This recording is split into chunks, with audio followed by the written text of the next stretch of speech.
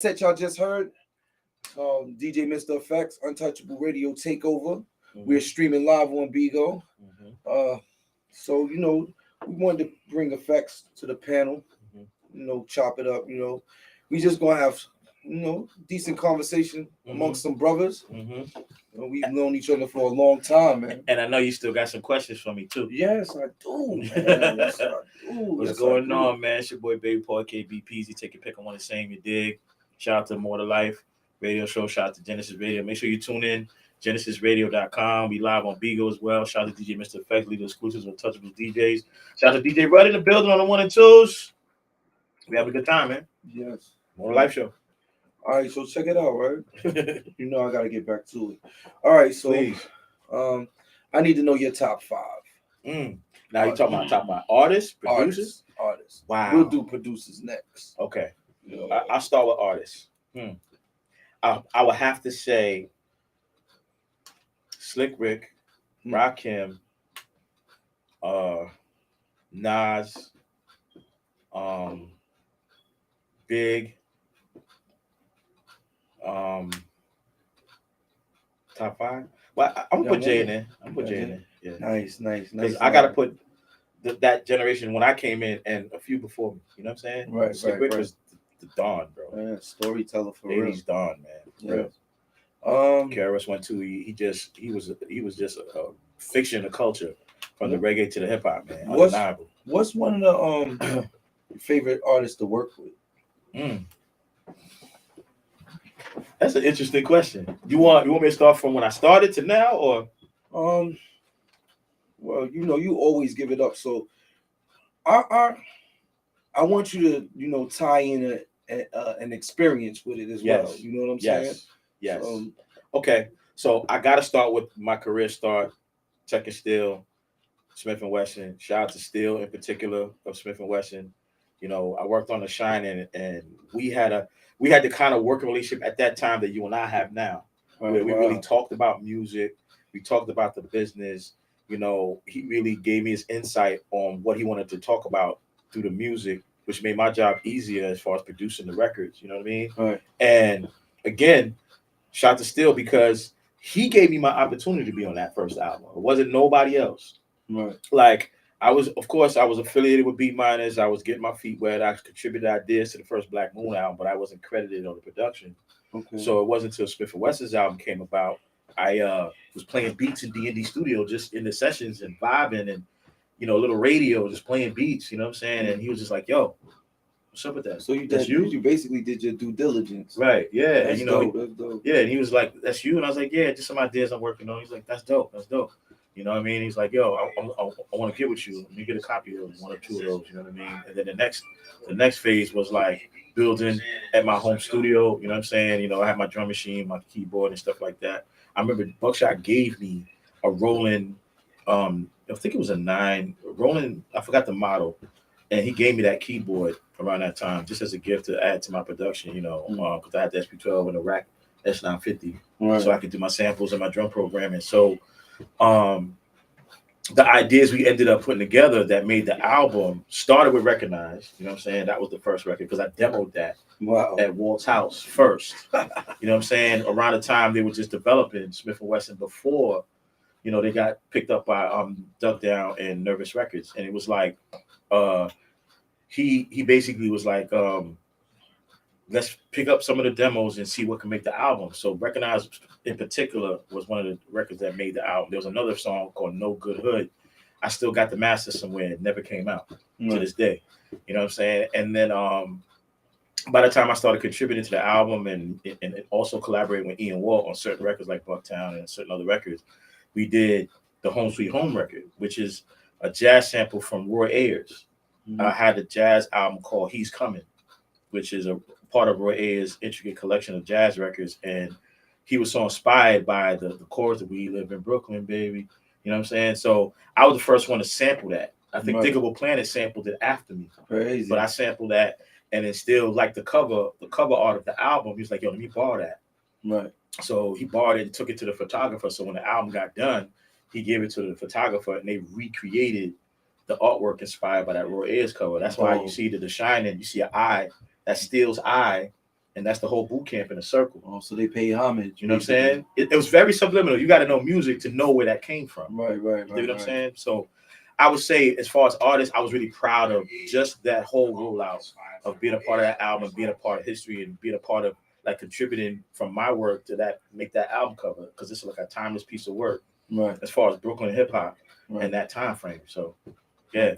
All right. So look, I'm gonna fast forward a little bit because I'm curious to know this. I'm very curious to know this, man. How did you and DJ Mr. Effects meet?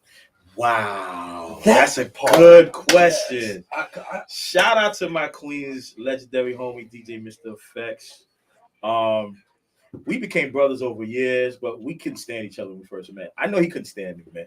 He ain't gonna admit that. He can't stand me. He ain't gonna admit it, but he probably couldn't stand me when he first met me. Can't stand I met Effects through, shout out to Tommy Two-Face. Shout out. You know what I'm saying? Shout out to Johnny Handsome. Yes. You know what I'm saying? Dark Age Entertainment. Yes, Queen Stand Up.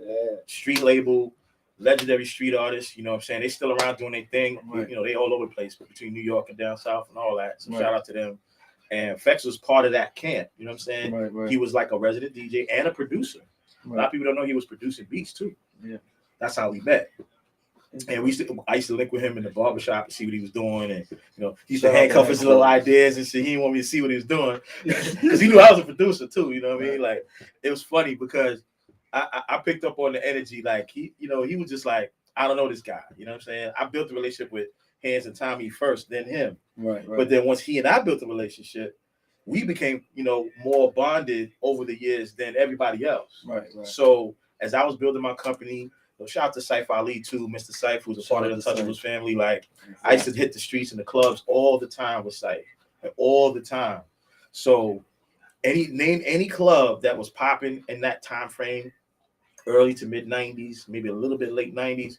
Me and Saif, because he used to do promotion for like Interscope, Universal, like Rough Riders. So we used to hit the events and the venues, and while we were doing that, Effects was making his rounds as part of Dark Age. He was DJing parties in the clubs, you know what I'm saying? Strip clubs, regular clubs, doing mixtapes, heavy, you know what I'm saying? Heavy. Like, I watched him like master the distribution of mixtapes, and that really blew my mind. Not just in New York, but uptown, outside, Philly, Jersey, Connecticut.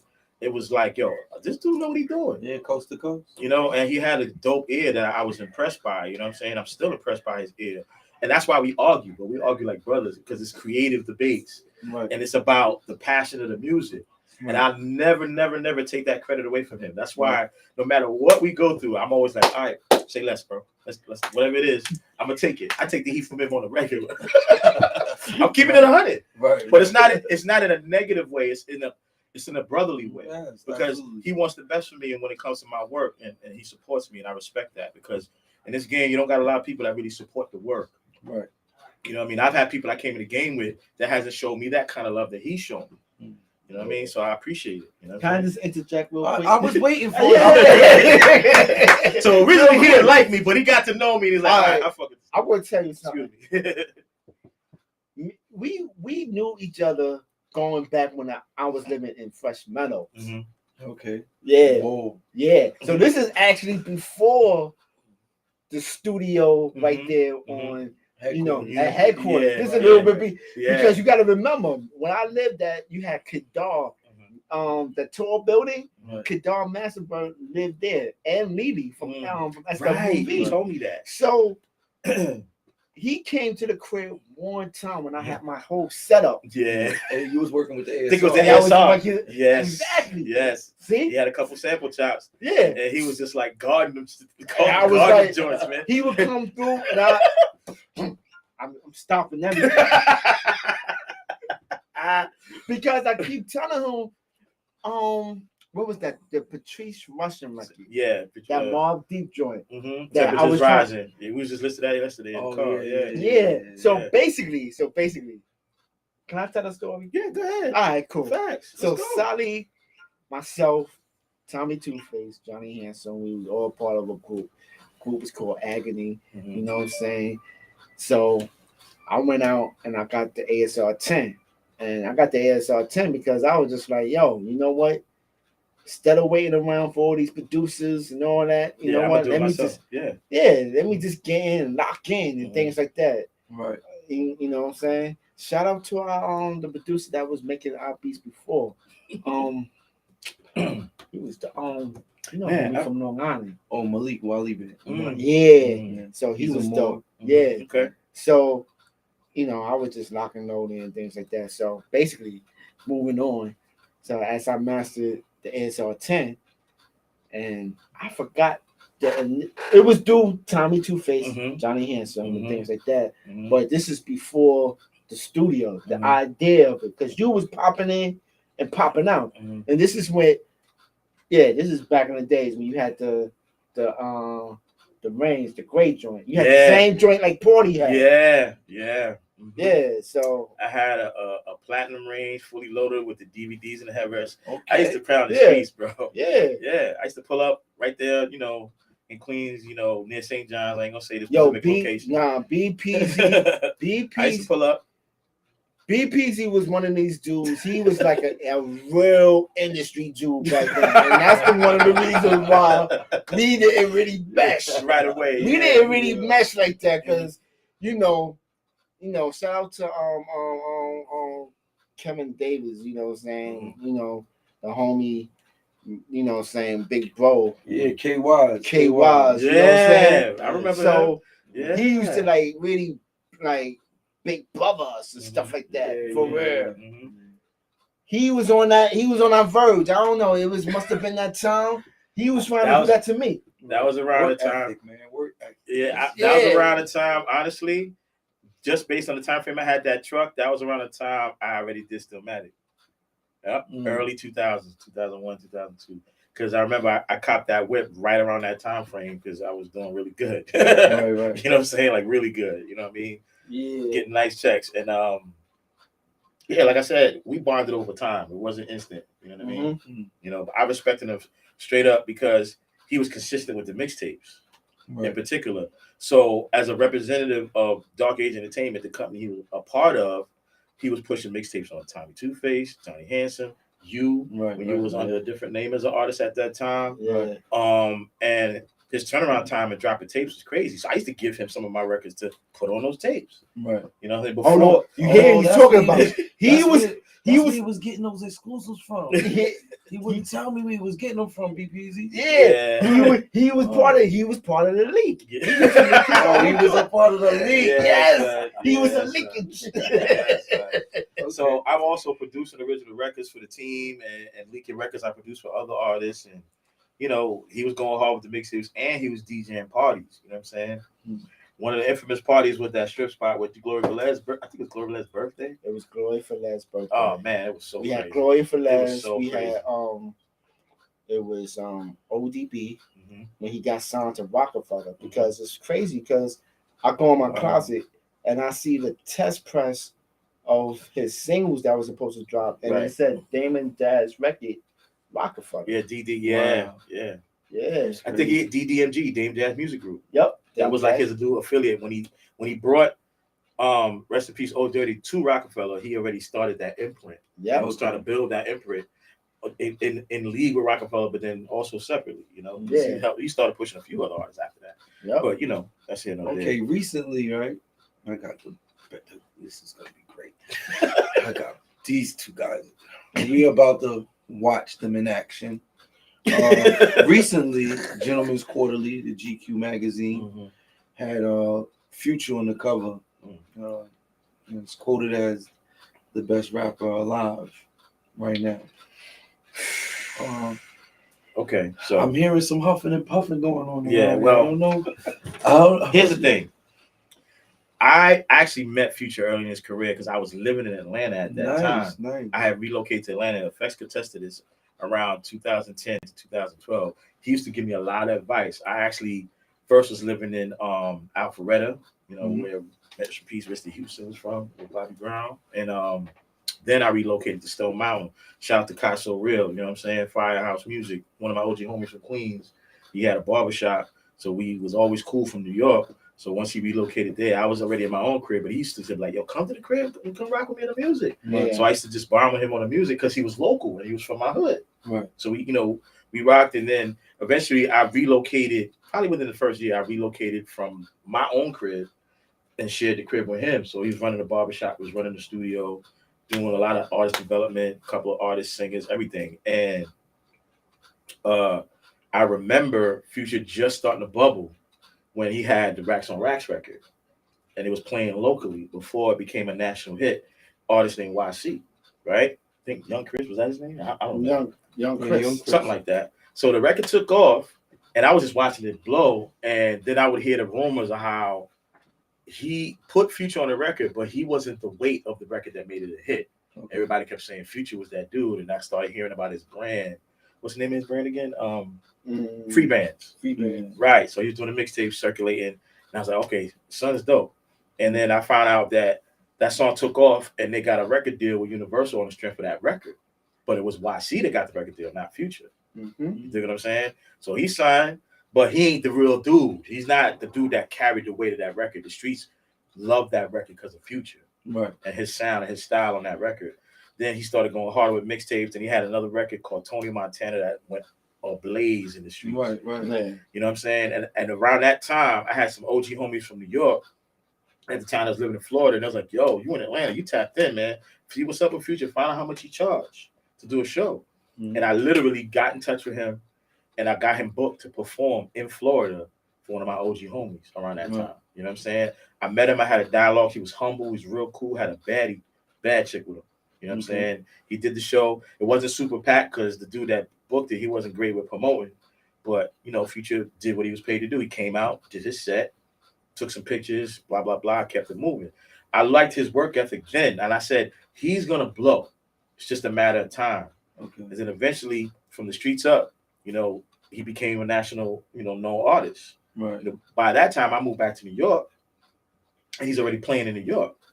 You know what I'm saying? Wow. So I can give him credit for his work ethic and also his style. He was the first with the street singing the way he did it, coming out of Atlanta in particular, that had that. And everybody, plenty of people since then have emulated his sound. So I'm going to give him his credit for that. Bro. He's over there thinking. So I'm going to give him his credit for that. He's over there thinking. But greatest rapper alive, I can't because, there's so many lyricists that came before him and other artists who've had so much influence on other artists that, I can't give him greatest rapper alive. But for today's generation, he's one of the influential artists. Definitely. Yes. I agree. I have to ask you something where it comes down to when you said the first one. Okay, I would say he's one of the first. I was specifically talking about coming out of Atlanta, not necessarily. Yeah. Because I remember, here's the curve, here's the wind up, and I'm about to throw the ball. There was a gentleman by the name of Soulja Boy. Okay. And I remember Future used to be part of Dungeon Family. See, I never knew that. He told me that. I never knew that. Even when I was in Atlanta, I never knew that. This is around the time we was going see. Because he lived in Atlanta for a period of time. He ain't mentioned that. I think before me. Yeah, I was down there in 99, early 2000. And I came back in 2003. Okay. 02, 03. Mm-hmm. But when we was going down there in 99, 97. We went down there right after Free Mix, and all the flash. Oh so you gotta understand, the circles. Yeah. While we was going down there, we was meeting up with CeeLo Green. We was going down there. Too Short, and Blue Williams, dude Tommy's Brothers Connection. We was in and Kid Capri's label was popping more too back then. What's the other joint? Oh my God, with Chili, Dallas Austin Studio. Okay, Dallas Austin Studio. Right. We was there. But see okay. Best rapper alive. Okay, we still. Yeah, get to that, please. Get to that. I need to hear that. No, I'm not gonna say best rapper. No. But you agreed that he did have an impact. Of course. I would have to say he's one of the top influential rap artists of today. Today's generation. Of today. That, But Is I he have king? to. Is he considered the king of mumble rap? No, No, I would have to give definitely that. not. I have to give that to Soulja Boy. Soulja Boy, or Yeah. even Young Thug. No, because you know why? Because I'm gonna say this. Bow Wow. See, our OGs that we look to, the Mount Rushmores was the Melly Mells, the after Melly Mel, the Coogee Raps, the Big Daddy Kanes, the Rakims, yeah. right? That's our top. Mhm. For today's generation, you have to put Bow Wow. What?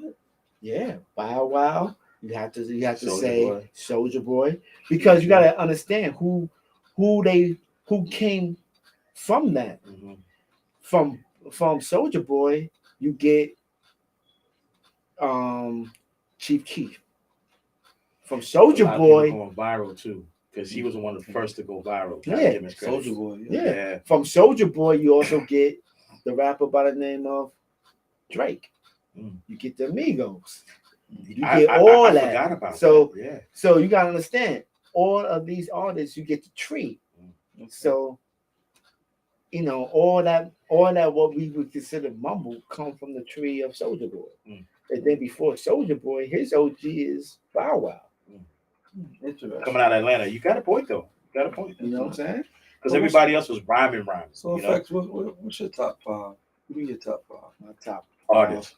It's gonna always be Melly Mel, Big Daddy Kane, Tupac, gentleman by the name of Sally Bear. I always said that. I always like said that. I Thank you, man. always like said that. that. I always said I that like because that. bro. because there was a legendary battle in we not West doing Fourth that. We on not West doing Fourth. Oh and yeah, we just talked about This rapper was 6 feet something and things like from that. Brooklyn. From Brooklyn, from Marcy, No, from man. somewhere and things like that. And he just attacked him and things like that. never happened, man. Yeah, okay. I don't know All what you're right. talking Yeah, about. I would. Yeah, okay. You had to be there. God forbid. if Shout there out to the GOAT, man. He's the GOAT, man. you know, And Nas. Mhm.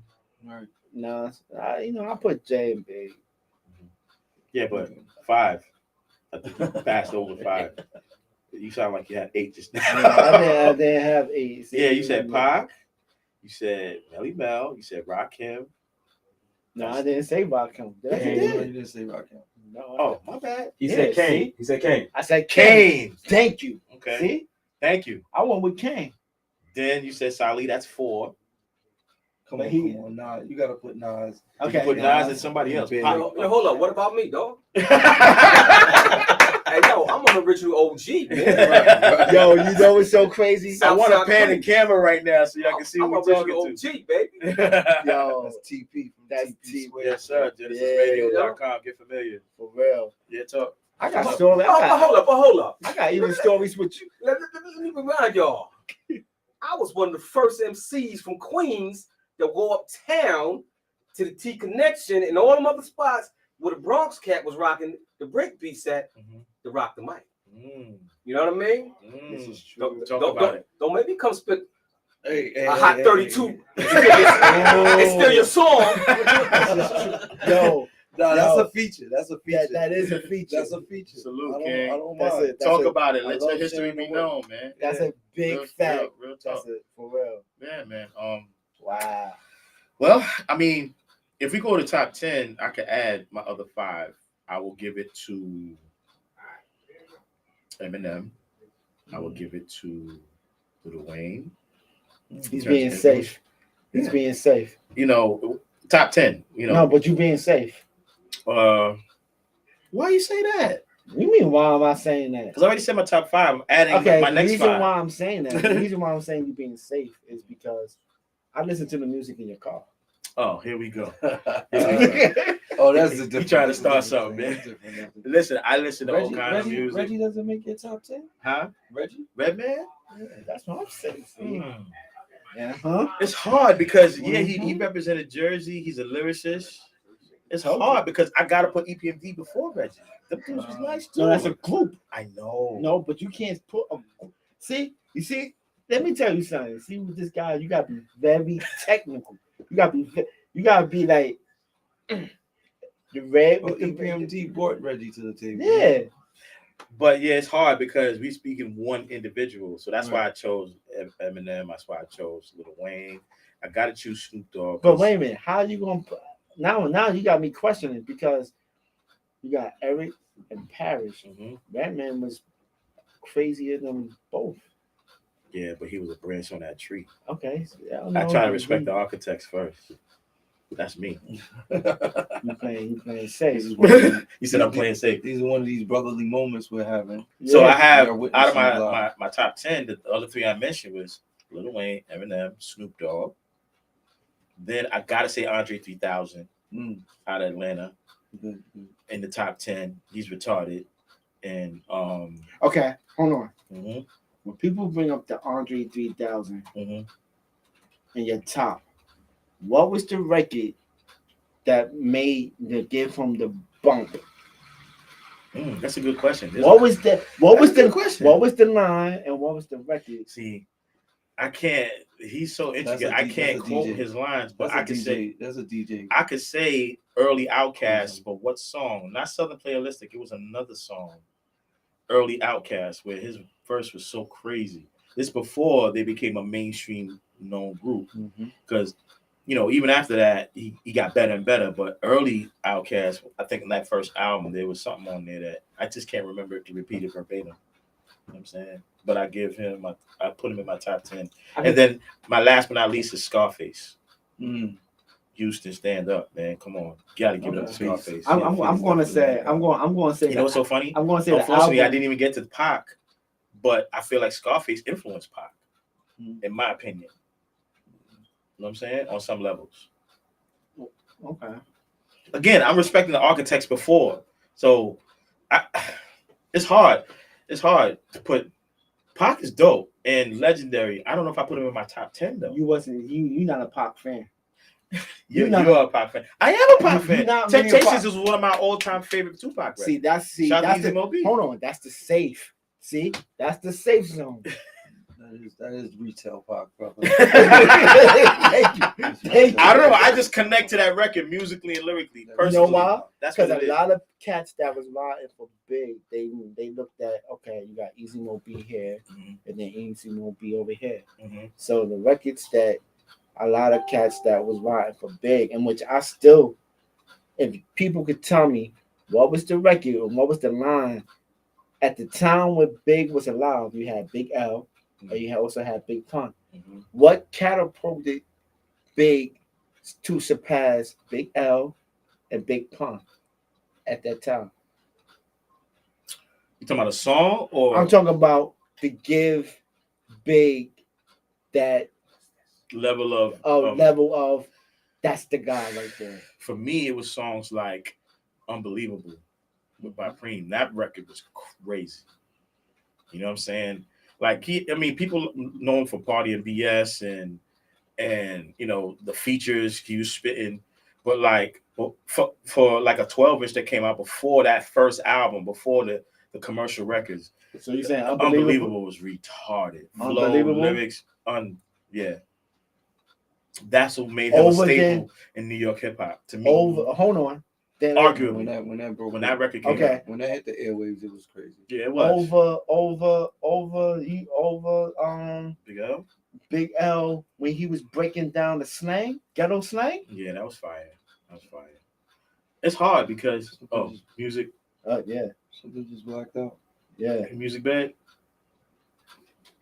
Well, there we go. But man, it's hard because I definitely would put Big L and Big Pun in my top 20, but they don't. And then on top of that, y'all going past. But that's me. Okay, you had the Capital Punishment album when he goes Little Italy. See, you gotta remember the time. You gotta remember. And I gotta put G-Rap in that top 20 after the 10 because G-Rap is retarded. Yeah, but you heard what I just said. Yeah. When Big was walking around and Pun was walking around, Big Pun said Little Italy.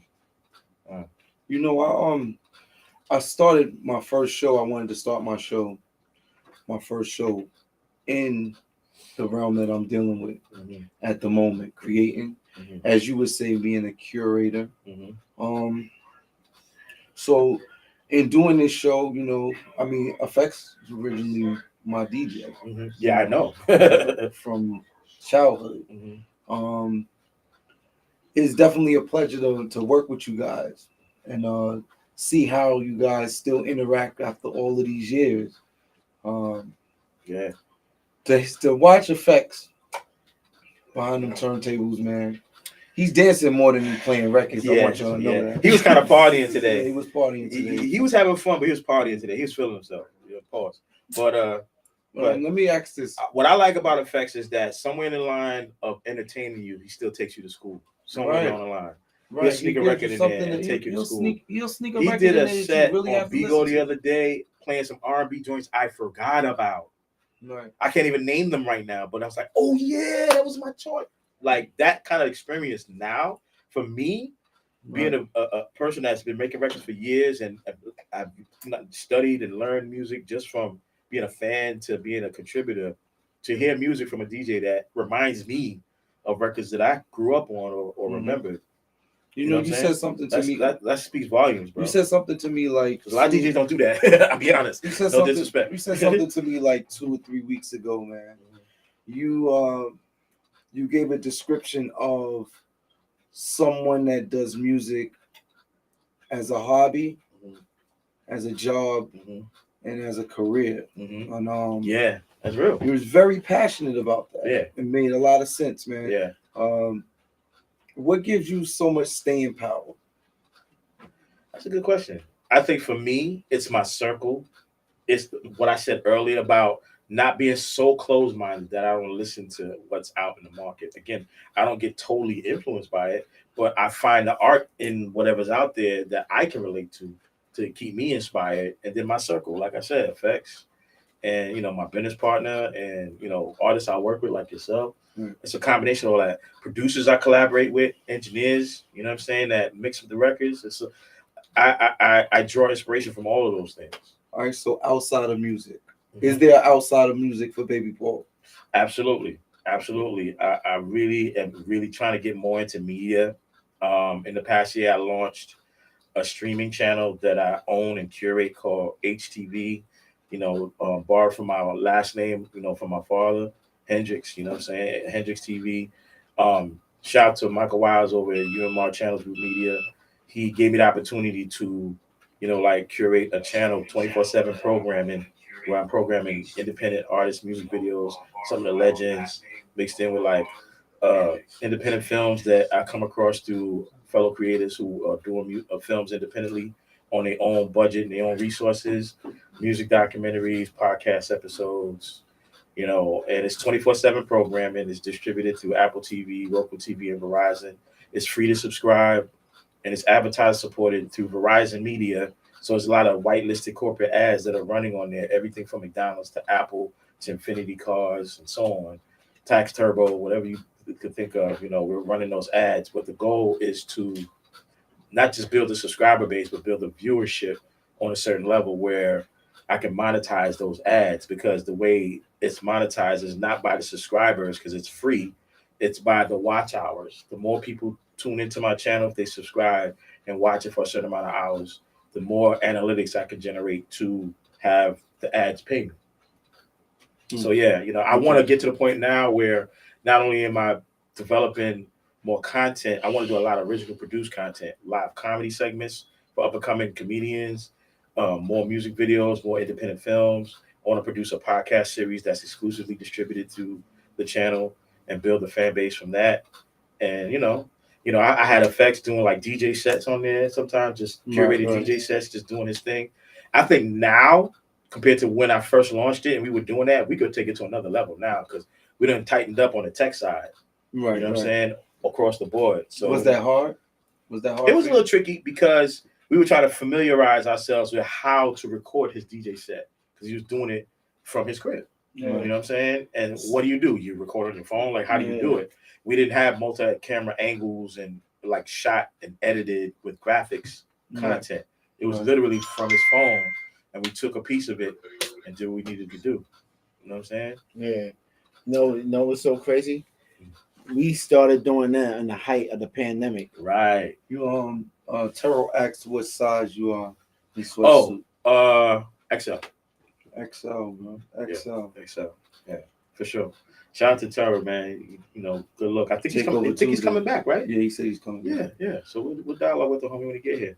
I want to curate something dope because y'all inspire me. Your sweatsuit is retarded, bro. Thank you. And this dude, he's another dude who supports up and coming brands. I get up on some of these brands through him. You know, like DJ Self. What's the name of that brand with the bird? Oh, Bird Brand. Then shout out to one of our queens. Shout out to one of our. I actually call that. And shout out, with the Bird Brand. And shout out to one of our queens homies. You know what I'm saying? Carter. She got a company. Truth. She's building and she's been wearing they brands and you know like I love fashion, but you know I want to be able to design something exclusive. I did that, forgot the name of the company, but I did my Divine Order jacket. If y'all seen me wear it before, you know through his brand, he custom made my varsity jacket, and I still wear it. You know what I mean? But I want to definitely do more of that. You know? Okay, what is the best performance you've seen live? Yes. First one, Run DMC, Raise the Hell concert. I saw them on tour. Rest in peace to Jam Master Jay. That was the most incredible experience as a 16-year-old I ever seen in my life. It changed my life. Like, they were all dressed in black, the big rope chain, much bigger than this. You know what I'm saying? The rope chain with the shoe. Y'all remember that? Jam Master Jay on the turntables. It's lights. It's dark. Just the lights on him and the set and the fedora dressed in black. Dudes from Queens and literally from neighborhoods I grew up in. And I actually went to that concert while I was out of state because I had relocated, like I said earlier, to the Midwest. So my experience seeing cats from my neighborhood in another state live, it solidified. I was like, this is what I want to do for them. Hands down. So rest in peace, Jam Master Jay. Run DMC Raising Hell concert. That was my first live concert rap experience. Then another experience that I gotta speak on. Shout out to Kanye. I went to the Pablo album concert tour, Life of Pablo, where you had the stage. It's a platform raised up above the crowd, and it's dimly lit, and it's just him and the music, and the platform literally moves around the whole arena. So no matter where you sat, you could still be engaged in the performance. And then he had people underneath the platform, so it's like they're like hands up to him, like it's a spiritual experience, like it was God on stage. That performance was phenomenal because it was Kanye playing all his classics that we all know.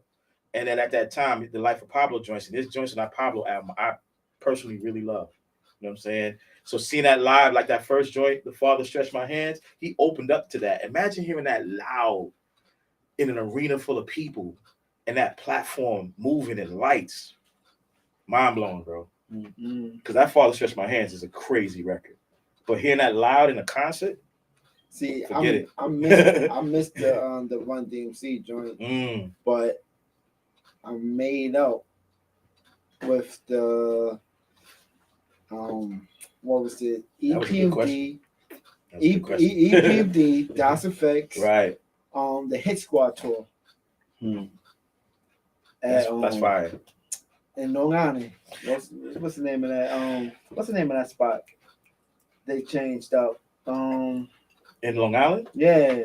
The arena in Long Island. Damn, I forgot the name. I got it. I'm not sure. Thanks. I think my two honorable mentions as far as concerts was, I got the honor to work with Nas on Stillmatic, and I went to the Stillmatic tour when this is before he was just starting to really get better at being a live performer. From then compared to now, he was still doing small venues, and he performed at this some type of factory, electric factory, or something like that in Philly.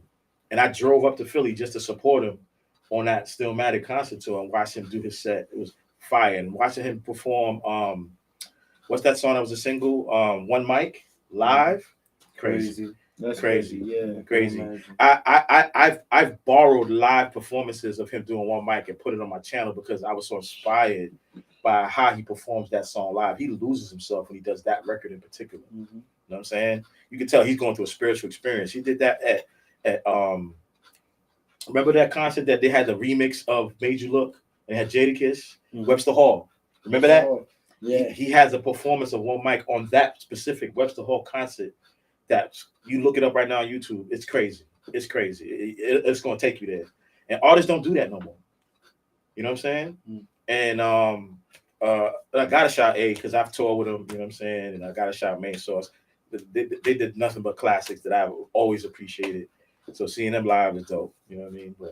But I definitely would say Run DMC first, Kanye West second. So what's next?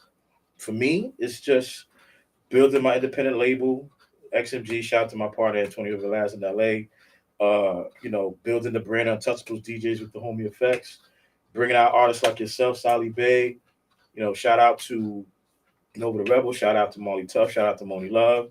You know, and you know, building this HTV channel, man, and just constantly being a force in the market in some way, shape, or form on my level. That's it. That's all I could do. Does this whole war thing does it like hinder you as far as creativity is concerned, or you know?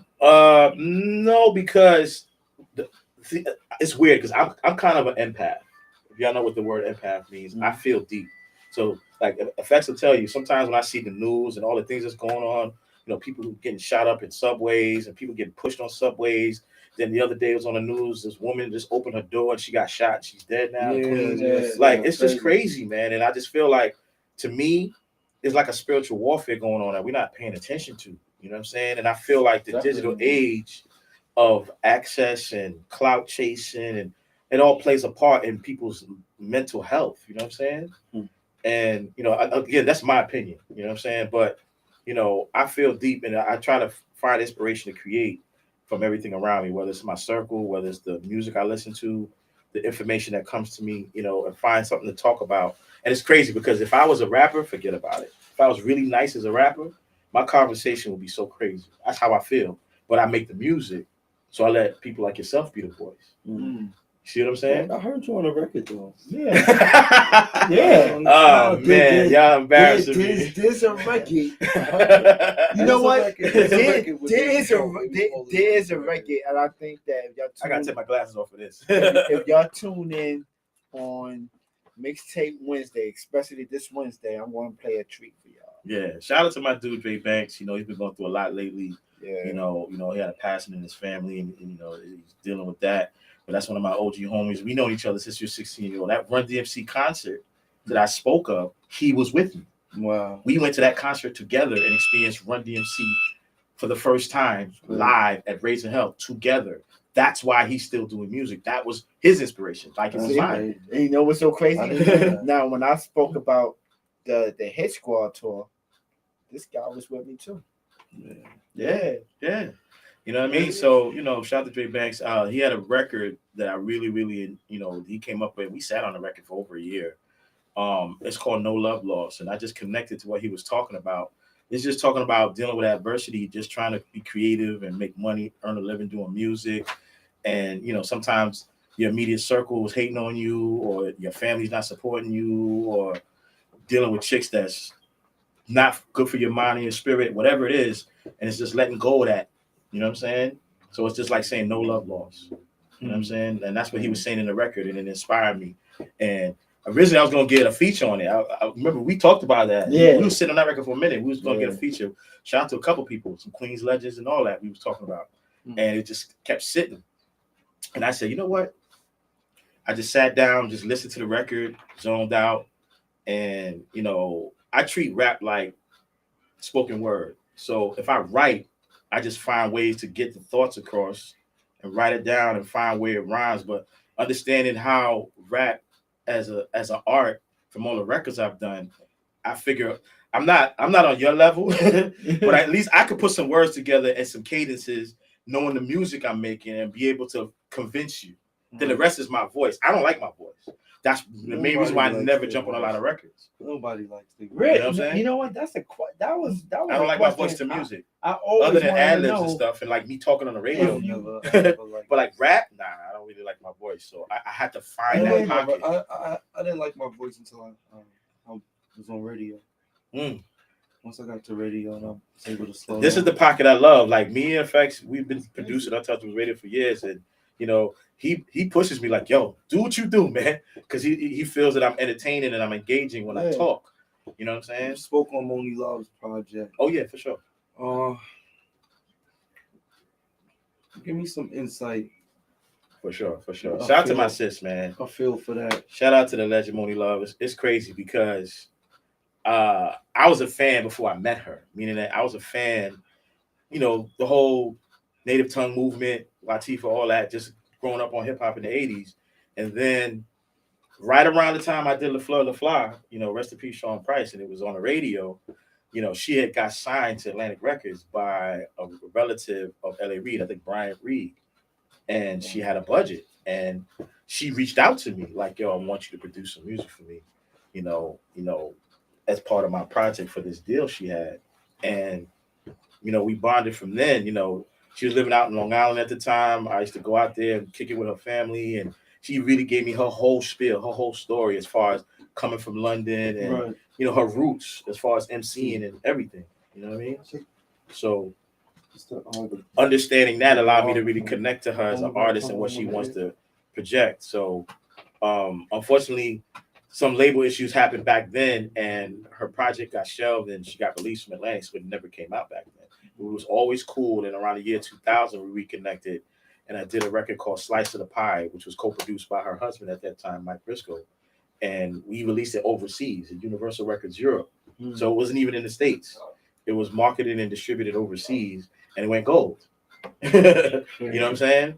So we always been cool ever since. You know what I mean? So literally the year of the pandemic, she reached back out to me. She's like, yo, I'm about to get back into doing some music. You know, I need some music from you. And that's how we kind of reconnected on me developing and working with her on new music. And I said, this time around, let me executive produce it. I don't want to just do a track for you. And she gave me the reign to do so. And that record that you played for me, I think it's called Divine. Yeah. We're gonna play that record. Yeah. Powerful piece. Yeah. Shout out to Molly Tough coming out of Philly. He's up and coming. Shout out to Sky Zoo, Brooklyn legend from the Dumptown Records squad. You know what I'm saying? We did that record just having fun, you know. And the interesting thing is, if you notice when you hear the record, there's no hook. Right. That was Moni's idea. She was like, I don't want to do no hook. At first I didn't agree with that. I was like thinking of song structure, being a producer, and I just want to be able to make sure this is her coming back out. It's put together in a way that she'll get recognized and she can get played and stuff like that. She was like, nah, this is for the art of hip hop. This is to let people know I can still really rap. And I was like, cool, I get it. So the structure of the whole song is just verse going to verse, going into verse. And it just transitions from verse to verse. So it's a pretty short song, and Moni's in the middle, like she's known for. You know what I'm saying? So shout out to Mo, man. Dope record, man. I heard 2 records. Thank you. And then we have a new record with an artist coming out of Europe. I think the world needs that. You know, named Nana, that, you know, y'all gonna hear soon. You know, we're gonna put it out probably early summer, shoot a visual, all of that. So that's coming. And as far as the overall project, there's production by Apollo Brown, well-known producer out of Detroit. You know what I'm saying? He has that real classic hip hop sound. He'll remind you like Primo / Night Wonder. He got that kind of sound. And then Kwame, another producer legend. You know what I mean? It's supposed to be doing something. And then it's me. So far, you know what I mean? Right. Oh, one joint from shout to Pasta News of De La Soul. His brother Lucky did a track. So, you know what I mean? So look out for that. Right. I want to get into that record, that Moni Love record. Do you have it in your folder? Effects has it in his folder. Yeah, he got it. Yeah, we're gonna take a break. We got the videographer here. Okay. And, you know, we'll get back to some music. Get back to some music, kick it with him. Yeah, upstairs. Man. We got 2 more hours, man. We having a good time. Shout out to everybody that's tuned in. Shout out to Gynesis Radio. Shout out to everybody that's tuned in on Bigo. Shout out to Sally Bay, More Than Life Show, Gynesis Radio, DJ Rudd, the whole squad. DJ Mr. Effects, Leaders Exclusives. We here. No. Yeah, let's get into something. Let's take a break. Yes, sir. We'll be back. Shout out to everybody that's tapped in right there, man. That's a good look. And right there.